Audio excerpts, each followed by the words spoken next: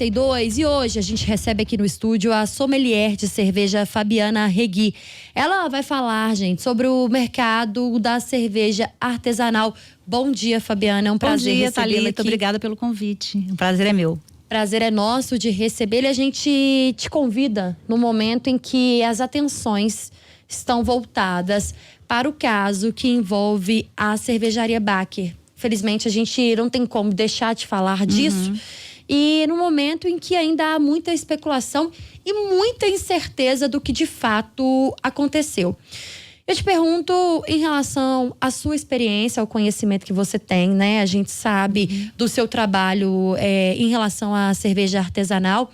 Como que você tem acompanhado esse caso? Olha, eu tenho a mesma apreensão dos consumidores, mas eu tenho visto que muitas pessoas entendem que isso é um caso atípico, excepcional e acreditam muito na idoneidade da empresa, assim como eu acredito. Eu conheço várias plantas cervejeiras, não só aqui em Minas Gerais, conheço outras fábricas no Brasil inteiro, até fora do Brasil. E assim, esse acidente que aconteceu nunca aconteceu em momento algum da história em cervejarias, em nenhum lugar do mundo. E essa substância que foi encontrada, que é um anticongelante, ela não é uma substância utilizada unicamente nas indústrias de cerveja, né? Das que utilizam. Isso é utilizado em indústrias de alimentos em geral. Todas as indústrias que precisam resfriar seus equipamentos para a produção de alimentos, e aí eu estou falando de laticínios, né, de derivados do leite, até mesmo de medicamentos, porque esse é uma substância muito utilizada nessa indústria farmacêutica, correria esse risco. Nas cervejarias nunca houve, em nenhum momento da história, um caso como esse. Então, ele é emblemático, ele é misterioso, as pessoas estão perplexas dentro das cervejarias como as que estão fora, porque a gente tenta entender, é um mistério, é um quebra-cabeças que a gente não consegue compor todas as peças ainda. Aí faltam muitas informações ainda desse caso. Agora começaram a surgir algumas informações de fraude no fornecimento da substância. Começa ali já alguma coisa errada, mas ainda não explica o que aconteceu dentro da fábrica. E eu sei que tem uma perícia paralela, né, uma perícia particular que foi contratada pela Baker por que está sendo um químico da UFMG que está acompanhando isso e que todos os laudos desse químico batem com os laudos da Polícia Civil, mas nenhum deles ainda descobriu aonde está a origem dessa contaminação. E fato é, como você disse, que muita coisa ainda precisa ser investigada. Os laudos estão sendo conferidos, né, para essa perícia particular, também a perícia da Polícia Civil, muitas autoridades envolvidas. E a gente sempre está reforçando aqui, Fabiana, a importância das pessoas entenderem e divulgarem apenas aquilo que é oficial, que é repassado pelas autoridades.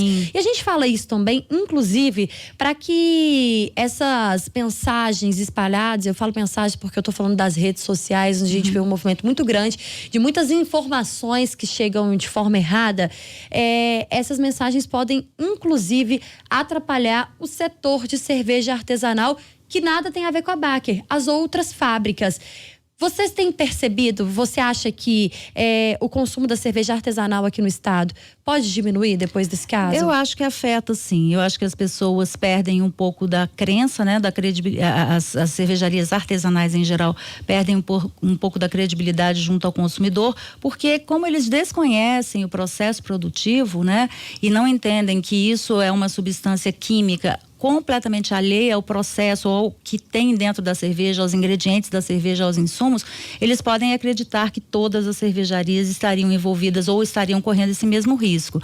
O que eu posso dizer é que praticamente nenhuma cervejaria artesanal de menor porte utiliza essa substância química para resfriar os seus tanques. Isso é uma coisa que foi atestada ontem. Ontem, o Sindibebidas, que representa mais de 70 cervejarias em Minas Gerais, ela soltou uma nota pública com a lista de todas as cervejarias que assinaram um termo de compromisso de que não usam ou se algum dia utilizaram, jamais utilizarão novamente essas substâncias que são os glicóis, né? Tem o monoetileno, o dietileno, o trietileno, né? São várias substâncias que poderiam. Então, Isso já é uma garantia de segurança. Podem tomar a cerveja, porque 75 cervejarias que assinaram esse termo e que estão públicas, aí a nota foi distribuída por toda a imprensa, elas estão garantindo por seus que não utilizam essa substância. E assim, a gente não pode partir do pressuposto que todo mundo é culpado, né? Na verdade, a gente tem sempre que pensar, todo mundo é inocente até que se prove o contrário. E a gente tem visto uma inversão disso. As pessoas culpam a cervejaria sem nem saber o que aconteceu ali até agora, né? Você tem conversado com produtores de cerveja artesanal e eles já têm te relatado diminuição na venda? Eles têm relatado as pessoas desconfiadas, assim, muitos comentários, eu não tomo mais cerveja artesanal, vendo a troca de cervejas artesanais por cervejas industriais, só que as pessoas desconhecem que a grande indústria, ela também utiliza elementos anticongelantes. A grande indústria usa amônia, que é tão ruim quanto. Então, assim... Tão prejudicial quanto. Se você está trocando 6 por meia dúzia, na verdade. Não é garantia de segurança, porque é indústria. Até porque a Baker hoje, ela já é uma indústria. Ela produz 1 milhão de litros. Não é uma cervejaria que produz 20 mil litros. Então... a gente está falando de um volume considerável e de um mercado industrial e não mais artesanal, como as pessoas têm associado esse caso. Você falou dessa lista dessas empresas, né, dessas cervejarias que assinaram esse termo para não fazer o uso dessas substâncias, inclusive, como você disse, tem circulado pela imprensa, a imprensa já divulgou esses nomes, mas entre os cervejeiros, entre os produtores, o que está circulando? Quais outras medidas eles estão tomando em relação a esse caso? Todos os cervejeiros, eles querem primeiro entender o que aconteceu lá, porque o que acontece no quintal do vizinho pode acontecer no meu. Então, se houve uma fraude, uma sabotagem ou um erro de equipamento ou até um erro humano, todas as cervejarias são passíveis de erro, né? Como qualquer um de nós. Então, todo o mercado cervejeiro nesse momento, ele está voltado a entender o que aconteceu ali, dentro daquela fábrica, para até mesmo se prevenir, se precaver para que não aconteça na sua, de outras formas, né? E o que eles têm relatado é mais essa preocupação em relação à imagem do segmento cervejeiro artesanal, não tanto em vendas ainda, porque num primeiro momento, alguns bares, alguns distribuidores que trabalhavam com a marca Baker e tiveram que retirar todos os produtos, eles têm que oferecer outro produto. Então, outras marcas de cerveja estão absorvendo essa demanda. Neste momento é até interessante, mas assim, é muito ruim que você consiga vender mais porque o seu concorrente maior teve um problema dessa natureza. Então, ainda é uma situação muito nebulosa, até mesmo para o mercado cervejeiro. E o medo de manchar essa imagem que justamente demorou tantos anos para ser construída, né, Fabiana? Porque as pessoas não têm noção. Nós conversamos com outras pessoas que estão no ramo.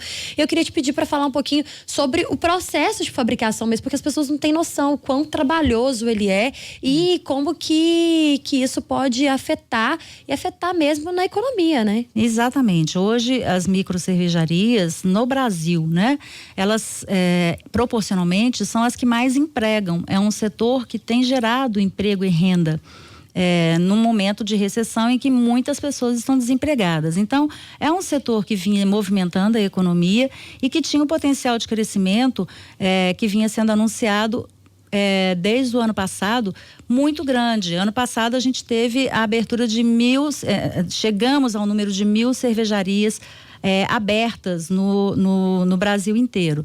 E isso é o resultado de um trabalho de 30 anos que vem sendo feito de formiguinha mesmo, né? De construção tijolinho a tijolinho, para que as pessoas entendam o que é uma cerveja artesanal.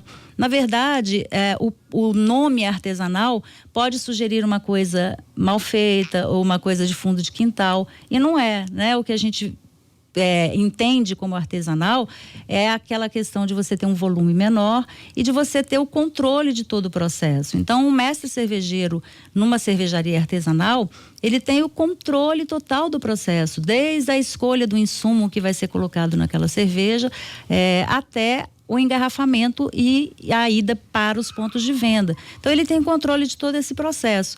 E o processo de produção de uma cerveja seja ela industrial ou artesanal, ele tem que ser um processo absolutamente idôneo, higienicamente falando, para que haja o processo de fermentação. Porque a cerveja é uma bebida fermentada, né? Ela é um fermentado de grãos. E o que faz a fermentação?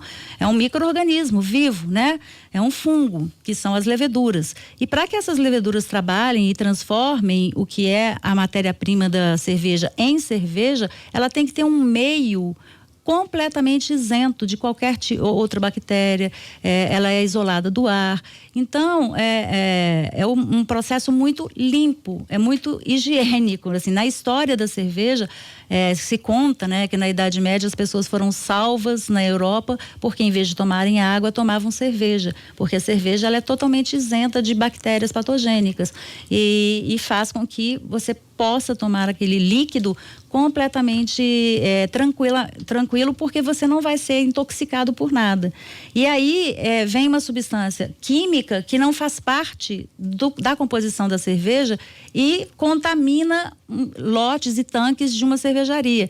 Estraga todo um trabalho de conscientização do que é o líquido cerveja, do que é a bebida cerveja. Então, o estrago é esse. As pessoas não entendem que esse é um processo tão higiênico, tão limpo e colocam agora em descrédito todo um trabalho que é feito com muito cuidado. E não só dos produtores, mas de vocês também, que trabalham com o ramo, né, Fabiana? Você que tem um programa que é o programa Pão e Cerveja, também a Renata Brita, nossa companheira aqui de Rádio Super, que tem Cerveja é Cultura e também o Brasil Sem Rótulo, ela que também é uma sommelier e que teve o interesse e começou a trabalhar no ramo e que acreditou no mercado cervejeiro artesanal. E até recebi essa pergunta aqui agora há pouco pelo nosso WhatsApp da nossa companheira Carolina Caetano, exatamente pedindo para que você contasse em relação ao seu interesse pelo mercado, como que surgiu, há quanto tempo tá, porque as pessoas também desconhecem o trabalho que vocês fazem. Eu tenho 12 anos nesse mercado já. Eu conheci cerveja artesanal por meio de um convite para fazer parte de uma confraria e nunca tinha ouvido falar, nem sabia que se fazia cerveja dessa forma, artesanalmente.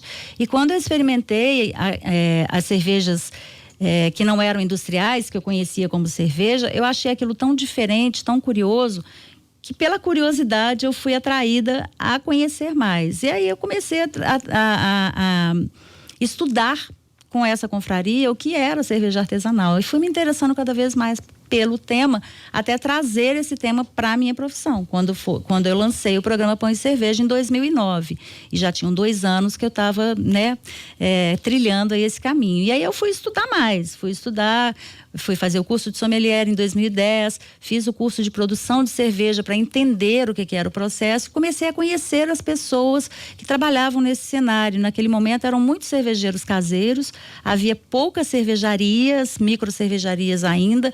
O Brasil não tinha nem 100 cervejarias quando eu comecei a trabalhar com isso. Aqui em Minas Gerais a gente tinha 6 cervejarias e hoje a gente tem 70 e tantas, né? Então, eu comecei a participar dos processos produtivos, a visitar todas as cervejarias, a conhecer a história daquelas pessoas, e isso foi me encantando cada vez mais. Um meio muito receptivo que eu tive dentro do meio cervejeiro, e achei aquela cultura muito curiosa. O que me atraiu foi o aspecto cultural, de ser uma cultura milenar, de ser uma bebida que vem desde do início da humanidade, né, e chegar até nós, e de uma forma tão sincera, como as pessoas se entregavam a fazer aquilo de uma maneira muito sincera. Nosso ouvinte José Luiz, a gente já tá no fim, mas ainda dá tempo dessa perguntinha que é a última. Tá fazendo um comentário aqui, falando que ainda é um mistério, tudo aquilo que a gente conversou, falando, ainda que se for sabotagem, a Baker vai pagar a conta e dificilmente vai se recuperar dos prejuízos. E aí eu te pergunto, você acredita que, ficando provado aí que a Baker não teve, né, culpa nessa, toda essa situação que está envolvendo a cervejaria, já com mortes, inclusive registradas, 4 mortes, você acredita na recuperação da Baker? Eu acredito que haja recuperação, mas a recuperação total, assim, a marca Belo Horizontina, eu acredito que ela não consiga mais recuperar. Acho que vai ter que ser descontinuada, porque as pessoas nunca mais vão querer comprar, por desconfiança mesmo. Vai que, né, já teve um caso, não vou nunca mais. Mas eu acho que a cervejaria, ela tem uma história muito sólida, são 20 anos de história e nunca houve nenhum caso de nada relacionado a essa cervejaria. Então, assim, mesmo que seja lenta essa recuperação, eu acredito sim que ela consiga reverter essa imagem negativa nesse momento um pouquinho mais à frente. Conversamos com a sommelier de cerveja Fabiana Regui, jornalista também, foi a nossa convidada. Hoje aqui no Super N falamos um pouquinho mais sobre o mercado de cerveja artesanal. Fabiana, muito obrigada pela sua presença, pelo bate-papo. Seja sempre bem-vinda aqui à Rádio Super.